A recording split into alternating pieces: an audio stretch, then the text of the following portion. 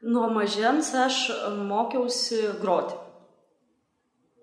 Grojau fortepijonu ir etapais, kaip ir visiems vaikams, kartais tą darydavau su entuziazmu, kartais visai be jo. Ir pradėjau ruoštis stoti į konservatoriją. Ir kartą per savaitę važiuodavau su mama į Kauną į konsultacijas prieš stojimus, kad galėčiau geriau pasiruošti stojimui. Ir vieną dieną mums jau išsipurščius ir beveik pasiruošus eiti pro duris, atsidarė duris ir įžengė kunigas ir sako, ten labą dieną, garbėsiu Kristui, čia žodžiu kalėdojų. Mes taip skubam, bet gerai, čia pašventinsiu namus, čia žodžiu, tai kur jūs čia išsipuošę? Sakau, važiuoju į konservatoriją, į paskaitą, ką ten veiksi, tai ketinu studijuoti, tai ko groju, pianinu. O, tai sako, žinai, man reikia vargonininko. Man buvo 15. Tai ir jis mane pakvietė dirbti. Aš gyvenau visai mažam kaime ir mūsų kunigas buvo dar iš kito kaimo, kuris yra už 4 kilometrų. Tai į bažnyčią kiekvieną vakarą atbuvusi mokykloje nuo ryto iki pietų, nuo pietų iki 5:30 vakaro dar muzikos mokykloje aš grįždavau pas save į mažytį kaimelį ir dar 4 kilometrus važiuodavau dviračiu arba eidavau pėsčiom groti į gegužinės mišias.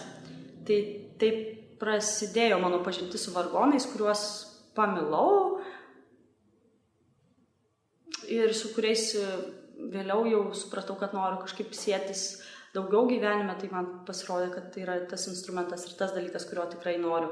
Ir nors studijavau vėliau fortepijoną konservatorijoje, visą laiką jutau, kad tai nėra tai, ką aš noriu veikti, bet tikslas buvo baigti fortepijoną tam, kad galėti įstoti ir studijuoti vargonus, tam, kad galėti toliau groti bažnyčioje ir ten dirbti. Tai taip aš ten pradirbau keletą metų,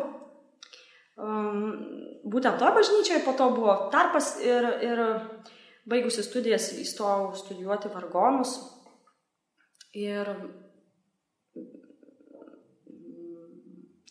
vieną dieną atėjau pas kito kaimo kunigą į namus, pabeldžiau į duris ir sakau, labą dieną, tai buvo vasara, sakau, aš jums duosiu pinigų, leiskit man į savaitę porą valandų pagroti vargonais. Kai nieko nevyksta ir bažnyčia tuščia, nesakau, man labai patinka. Ir vėlgi laimingas atsitiktinumas, jisai sako, žinai, ateik sekmadienį, tai aš tau duosiu pinigų, nes mes neturim vargonininkų. Tai pradėjau dirbti kitame kaimelyje ir ten įkūriau vaikų chorą. Tai buvo tikrai įspūdinga tam kaimui, todėl kad mes visai padarėm gerų pasiekimų, tai buvo netikėta, nes mažuose miesteliuose įprastai dėdės matė iš toli akordeoną groja, tai kažkaip buvo fan ir tikrai jaunimas turėjo ką veikti. Žodžiu, buvo smagus gyvenimas o iki tokio momento 2010 metais, tai yra pirmojo Lietuvoje vykusio Baltic Pride'o, kada aš ėjau į eiseną. Ir televizija pagavo tą momentą, kuriame matėsi mano veidas ir kad būtent aš dalyvauju eisenui ir grįžus į bažnyčią tiesiog mane iš jos atleido. Ir 7 metus pradirbus su vaikais, tai man buvo didžiulis smūgis ir labai skausmingas įvykis, aš tą labai be galo sunkiai išgyvenau, man atrodė, kad ten aš atidaviau visą širdį ir daugiau negu jos turiu.